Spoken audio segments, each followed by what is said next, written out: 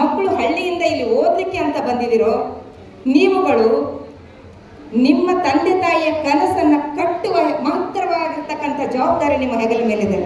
ಹೀಗಾಗಿ ನೀವುಗಳು ಯಾವ ಕೆಲಸಕ್ಕೆ ಬಂದಿದ್ದೀರಿ ಅದನ್ನು ಮಾತ್ರ ಮಾಡಿ ಉತ್ತಮವಾಗಿರ್ತಕ್ಕಂಥ ಸಮಾಜವನ್ನು ಕಟ್ಟಿರಿ, ಉತ್ತಮವಾಗಿರ್ತಕ್ಕಂಥ ಪ್ರಜೆಗಳು ನೀವಾಗಲಿ ಅನ್ನುವಂಥ ಮಾತನ್ನು ಈ ಸಂದರ್ಭದಲ್ಲಿ ಹೇಳ್ತೇನೆ.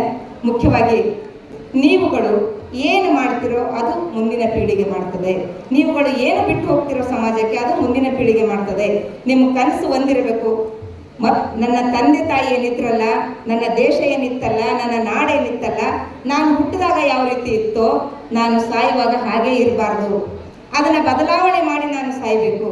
ಅದಕ್ಕೆ ಅಬ್ದುಲ್ ಕಲಾಂ ಅವರು ಹೇಳ್ತಾರೆ, ನೀನು ಬಡವನಾಗಿ ಹುಟ್ಟಿದ್ದು ತಪ್ಪಲ್ಲ, ನೀನು ಬಡವನಾಗಿ ಸತ್ತರೆ ಅದು ನಿನ್ನ ತಪ್ಪು ಅಂತ. ಹಾಗಾಗಿ ಯಾರ್ಯಾರು ಬಡವರಾಗಿ ಹುಟ್ಟಿದೆಯೋ, ನಾವು ಮಕ್ಕಳು ಎಲ್ಲ ಸಾಧನೆ ಮಾಡ್ತಾರೆ ಅಂತಲೂ ಹೇಳೋಕ್ಕಾಗಲ್ಲ, ಶ್ರೀಮಂತರ ಮಕ್ಕಳು ಯಾವ ಸಾಧನೆ ಮಾಡೋದಿಲ್ಲ ಅಂತಲೂ ಹೇಳೋಕ್ಕಾಗಲ್ಲ. ಸಾಧನೆ ಮಾಡೋದಕ್ಕೆ ಬಡತನ ಅಥವಾ ಶ್ರೀಮಂತಿಕೆ ಮುಖ್ಯ ಆಗೋದೇ ಇಲ್ಲ. ಸಾಧನೆ ಮಾಡೋದಕ್ಕೆ ಕೇವಲ ನಿಮ್ಮ ಮನಸ್ಸು ಮತ್ತು ಇಚ್ಛಾಶಕ್ತಿ ಮಾತ್ರ ಮುಖ್ಯ ಆಗ್ತದೆ. ಹೀಗಾಗಿ ಎಲ್ಲ ಯುವಕರು ನಿಮ್ಮ ಮನಸ್ಸು ಮತ್ತು ಇಚ್ಛಾಶಕ್ತಿಯನ್ನು ಬಲಗೊಳಿಸ್ಕೊಳ್ಳಿ.